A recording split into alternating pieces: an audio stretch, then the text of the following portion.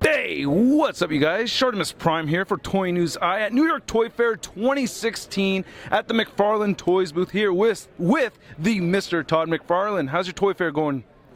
Today's day 3, so yes. You know, again, I'm feeling strong, right? It goes for 4 days, and so it's a bit of a marathon. Yeah. Some of the people sort of miscalculate it, and they come out of the gate hard and fast. On Saturday, Sunday, they stay up late. They probably do too much drinking, and by Monday, Tuesday, it's when I make my kick and I pass them on the corner. So I'm good. I'm feeling good today. So you're catching the post-Valentine's hangover crowd. Right, That's right. Yeah, look at here's I've been in the business now with toys since '94, so that's, with 22, 23 of these I've been to. And sadly, the vast majority of them fall on the Valentine's Day weekend. So yeah. most people in this building have not seen their sweetheart on Valentine's Day for decades, right? We have to give that up so we can sell cheap plastic goods or plush. Yeah, I've been going through that myself with the wife and trying to keep things happy before I leave her on Valentine's Day. And I also left her on the mid-season premiere of Walking Dead. Did you catch Walking Dead last night? I did not. I was at a couple meetings late, but I heard good things. Read about it, and we actually had the AMC people in today, giving us some approvals, letting us know how it all turned out for them. So it's going to be interesting to see how the rating was going.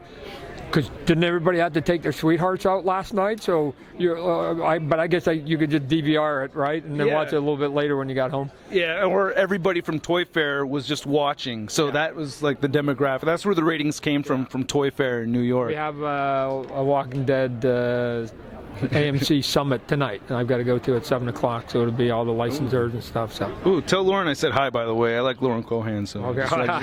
just tell her I said hi from her. I'll do it. Now, we have some really good-looking figures over here that you're coming out with. We've seen the 12-inch scale Walking Dead figures before. Yep. And then now we have, I think these are 7-inch scale. This is part of the new line right here? Yeah, so one of the big changes we're going to be doing for 2016 is, going back to close to the original size that when we sort of first started the company in the first decade. Our toys were sort of bigger than most everybody else's, but one of the things that happened at retail is that they kept trying to keep prices at like under $9.99, right? I mean, sort of this magic, keep it under 10, keep it under 10, keep it under 10. And then now they're saying, you know what, we understand that sort of life is what it is, keep it under 20. And then, as a matter of fact, we actually want you to do some sort of geekier collectible stuff.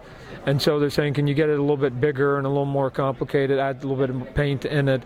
And so we're going to be doing these figures that, like I said, are a lot closer to what we used to do under the banner of this title that I'm calling Color Tops. Right, we did McFarlane Sports Picks, and then we did Movie Maniacs. So it's just a brand name. And essentially, what's going to happen is we're going to be mixing comic books and TV and movie and video games and even mobile app stuff, all under the umbrella of Color Top. And in its simplest form, we're going to put out the new toys. They'll have a certain size packaging, but there will be a color at the top of it, hence the name. And then the next time we change the color, it means that's new stuff. New stuff. So it doesn't matter how they sort of put it. If you see the red and all of a sudden you see the green, the green's the new stuff. The green's the new stuff, and it's sort of a byproduct of when I used to collect comic books, right? The way that it worked, and I'm going to tell you how old I am. I used to buy a lot of comics off the spinner rack. Oh, and the way yes. at the pharmacy? At the pharmacy, at the drugstore, it's true, right? So the spinner racks, came and you only got really the logo, and the only one you got to see was the one in front, and there might be 20 behind it. So what you would do is fan them. So you'd go, yep. Yeah. And so I knew that, like, the last Spider-Man that I had a blue logo. And so I'd be going, and I go, oh, Spider-Man in white logo. And so I didn't even need to see the artwork. I just knew the color change in the logo, and I knew it was a new issue, right? And I did that with all the comics. I knew the last Batman I had was green, and this one's yellow. Oh my gosh, there's a new Batman. So this one in its simplest form is just going to be, different color, cool stuff, some new cool stuff. So right out of the gate, we're going to be doing some of the Walking Dead. We've got Rick, we've got Michonne, and then we're going to be coming out with Travis from the Fear of the Walking Dead, which is sort of an augmentation of the Walking Dead brand that we did. Yep.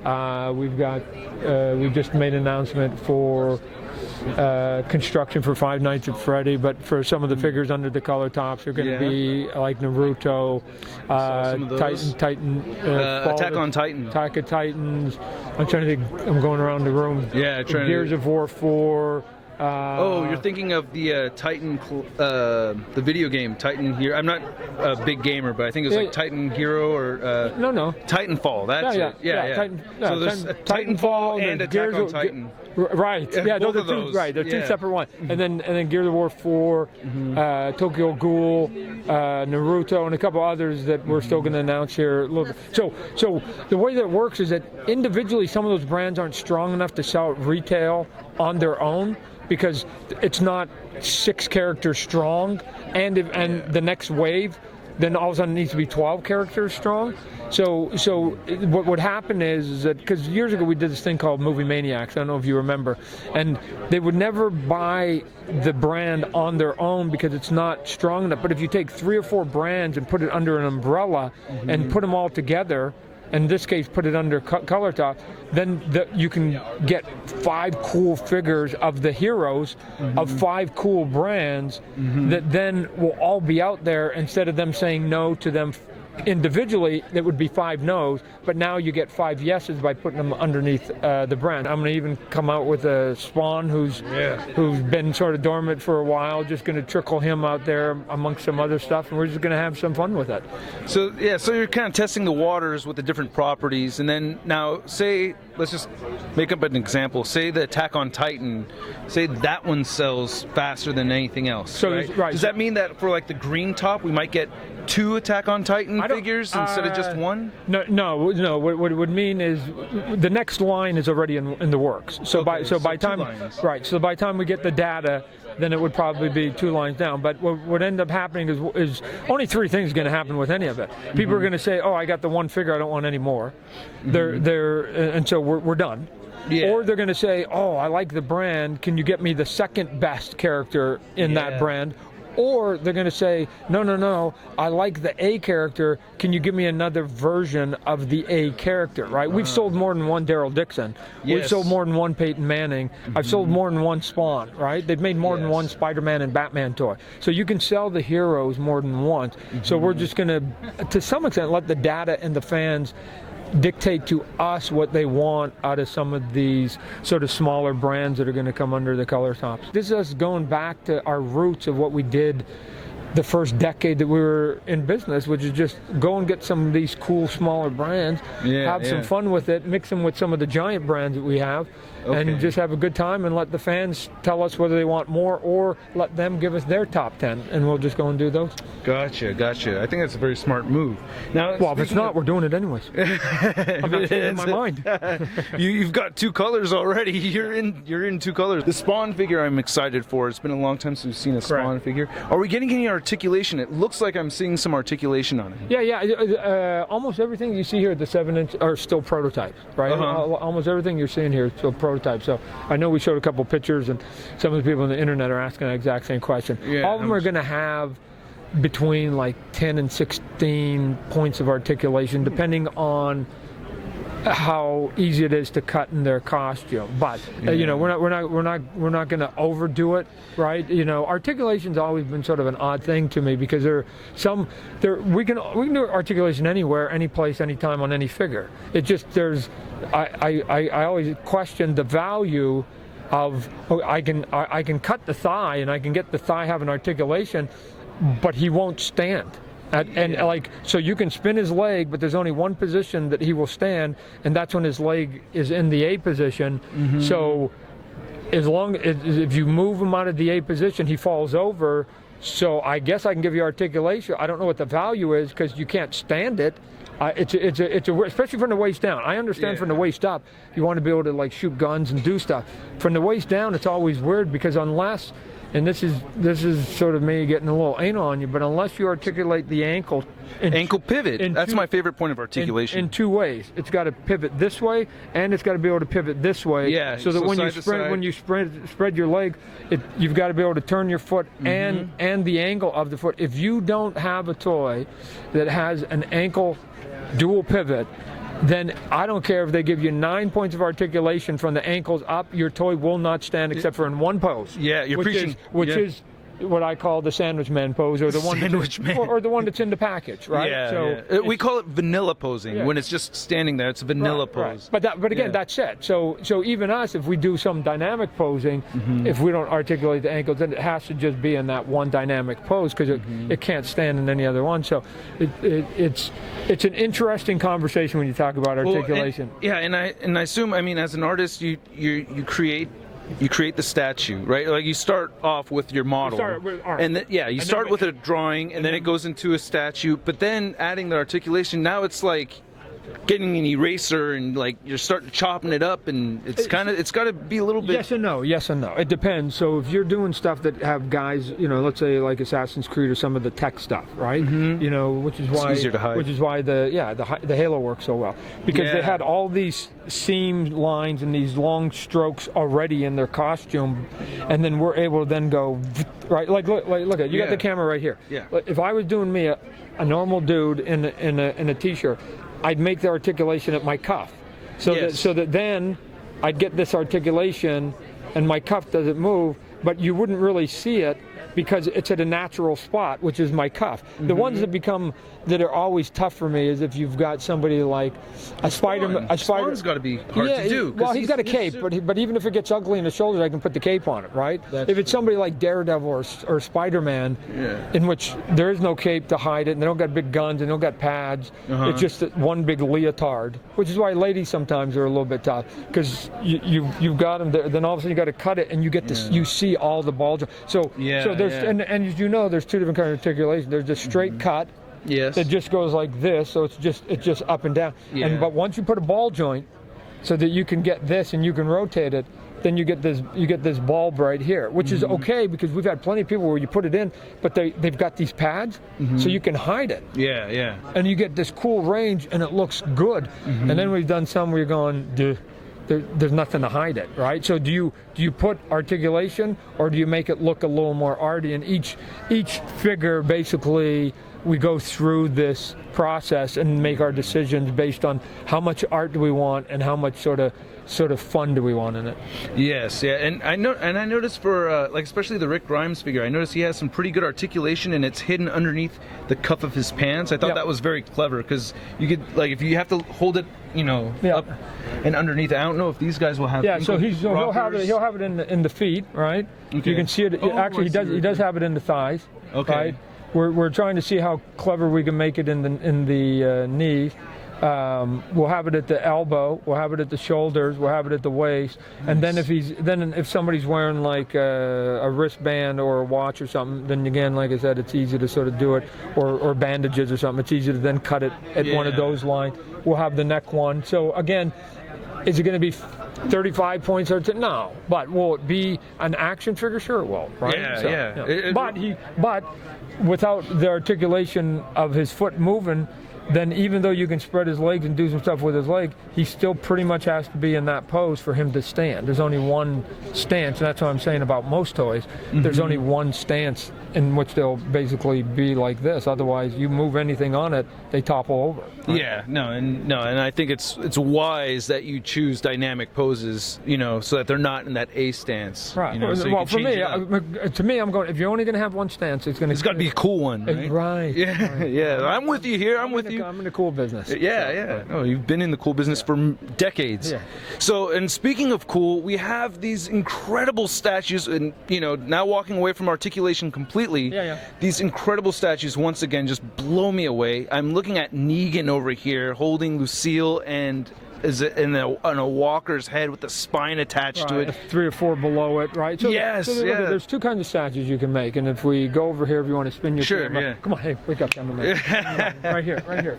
So this one right here, this is what I would call the hero pose, right? So this one is just, you make somebody look badass, right? Whether they're standing there with their arms folded, or they got the gun on their shoulder, they got a big bazooka, they look like they're pointing. I mean, a little bit like the Glenn 10-inch figure right there. Yeah. So this is just then doing badass and then going in there and digging detail, right? So the other one is trying to catch them now in action, right? And so now the Negan one here from the comic book version is what we were talking about, where you've got 1, 2, 3, 4, 5. If we go around the other side, it's probably 6 or 7. So it's probably about 7 walkers just as the base.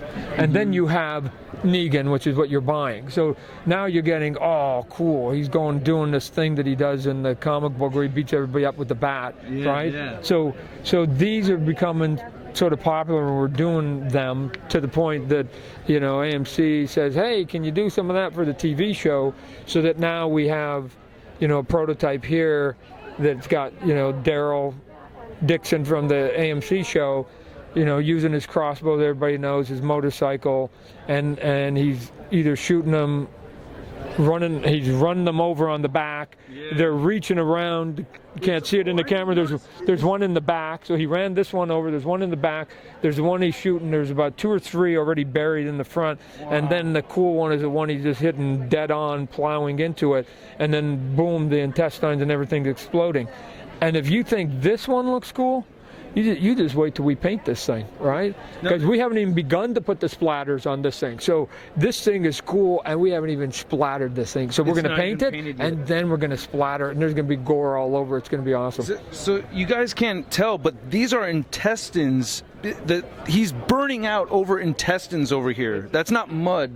So when it's painted, you're going to see that's intense. Like a skid mark on her belly, right? Yeah. So, and then there's a guy reaching in the back. Right? Oh yeah. He's grabbed, but the brain matter, or the gray matter, coming out of the front over here on the front tires. So you have intestines over here, and then you have the gray matter coming out right over there. It looked like somebody broke it, but the arrow you're going to see is going to be coming out because somebody broke the front of it. But if you're going to see it, it's going to be in the forehead and coming out the back. So it'll have the harpoon, harpoon arrow right through the head. Did Kirkman have any creative involvement with these? This is AMC. So on the Walking Dead comic book, and it's all Robert. Oh, right? Okay. So this was his. So we sent this back 2 or 3 times, and he would do sketches back and goes, hey, how about a little bit of this or a little bit of that? And eventually we got to this sort of dynamic posing here that he was pretty happy with. I mean, I don't know if you can see this one here. There's an iron in the guy's head. Yeah. Right? Wow. It's cool. Oh, yeah. This is incredible. Wow. So lastly, I want to talk to you about your construction sets, and congratulations on the award that you just won. Yeah, you did a really good job, you know, so I'm very proud of you. Yeah. All right. And can you tell us a little bit more about the future of the construction sets? We're going to, again, we're going to continue to put out some of the product, because I think there's a hunger in a corner for builds that basically aren't, big, bright, colorful, sort of standard things that you're used to seeing from some of the bigger companies. And they've got like I said, they've got a great business model. We're just trying to sort of tap into something else. But one of the new brands that we just announced from a mobile app called Five Nights at Freddy, we're doing that one, and some of the figures are going to be a little more fun, a little closer to what you're sort of thinking about construction figures. A little bit brighter colors, but we're still going to have the look of some of the rooms that are in that game, so you'll be able to get and collect some of the figures with the environments instead of it just being some of the figures. Ah, okay. And are we going to get more Walking Dead building sets as well? Yeah, we got a couple of them, and then same with the Game of Thrones. Yeah, we have some great Game of Thrones. Right, so we'll again, I wish the hunger was a little bit bigger than what it is right now, so we'll just continue to just slowly keep rolling it out, and then hopefully it'll catch fire one day, and we'll put out 20 different kinds. So. Well, you've created a new market, right? Because building sets usually is for a younger audience, but what you're doing is you're creating building sets for an adult collector audience. So I think so we've done stuff before where there's a bit of a learning education curve, and then sometimes it takes 2 or 3 years for people to sort of get their head wrapped around it, and then all of a sudden they're like, wow, and then they start migrating to it, right? And then all the stuff that came out the first couple of years are the stuff that goes up way up on eBay because nobody was buying it in the same drove. So a lot of the aftermarket world is crazy. Right. So, all right, Todd, is there any last thing that you want to talk about before we head out today? I mean, there's so many things. Oh, I had a question for you. You have the Assassin's Creed role-playing items right over here. Yes. So, is there a possibility we might see some more of that stuff, from some other properties? Yeah, we're actually this week we've been talking about some of that. So, what's happening in that aisle, the action figure aisle, is that you used to, when I was a little bit younger, you used to have the action figures, the different characters, a couple different sizes. But then the next obvious thing that you bought, remember, was the box set, which was like the headquarters or the environment, or whatever. Base and all that. Yeah, so if you bought Batman, then eventually you'd have to get your Batmobile, and then you had to get your Batcave, all right? Mm-hmm. So, but, probably about 10, 15 years ago, those ones started to wane, and then they just go, well, just give us different sizes, different scales of some of the figures. Mm-hmm. But now they're starting to see that some of the role-play stuff, or even some of the stuff that we could call cosplay, if you do it right, there's actually a hunger for it. I mean, obviously the lightsaber is sort of this big extreme. Yeah. But even little silly swords for a lot of other different brands and plastic stuff with little lights or whatever, they're having pretty good success. So they're going, hold on a second, if you're going to give me then a $20, $30 item, instead of it being, the cave or the headquarters, why don't you give me, Captain America's shield then, right? Yeah. Instead of his where he's going, or give me the Turtles nunchucks, or something, right? I'm just making it up. Or I want to see you make Daryl's crossbow. That's what I'm thinking. Like, please make Daryl's crossbow with the fine detail on it, and make it and get some blood on there and everything. With the arrows, it'd be cool. It'd be cool. So we've got a couple of the brands that we're going to be doing some of that for. Yep. That is incredible. Now I got to ask you, have you seen the Deadpool movie? Your friend that just came out this weekend, so I haven't seen it. But the upside is that it's doing well. No, better than well. It's breaking records. Well, so since it's breaking record, then this thing that I've been telling them, I go, what Spawn was always going to be an R-rated superhero movie, and all of a sudden now I'm going, good. Now I'll say that, and they'll go, it works, and I'll go, Deadpool. I mean, that was way superhero. Mine's not, but at least I'll be able to say comic book R-rated movie will work. It will now work, and they'll go, wow. So sometimes, even though I knew it would work, that they just need to get the success in front of them, and then they go, oh, now we can do 10 versions of this. So now we'll see a Punisher R-rated movie. Yeah, so they need the numbers to prove it to them. Correct. So that's what I'm thinking. Like, okay, so my very, very first comic book that I ever bought off the shelf was one of yours. It was a Spider-Man comic. Oh, yeah. And then you terrified me as a child with the Spawn HBO series. So I want to be terrified again as an adult. I want that element in the Spawn movie. It'll scare you. I mean, again, it's going to be a nasty, harsh movie, and it's not going to be. It's not going to be ray guns and getting the bad guys, and it's going to be a movie that would just scare the shit out of you if I do it right. So, excellent. Yeah. All right, Todd, thank you so much. And your script is revised? You've been at work at the script? You've been working? No, it's done. But it's too long, right? Okay. So traditionally, for generic, Hollywood likes a script that's about 120 pages. Why? Because when they go to budget it, each page is a minute, and then they basically budget. So they go 120 minutes is 2 hours. So they want 2 hours. Okay, fine. So anything longer than that is too long. So I'm at 180. So I got to get it down. So now I got to get it down, which is what I'm working on right now. Too much Spawn content. I got too much Spawn. Right. All right. Thank you so much once again, Todd, and congratulations, New York Toy Fair 2016.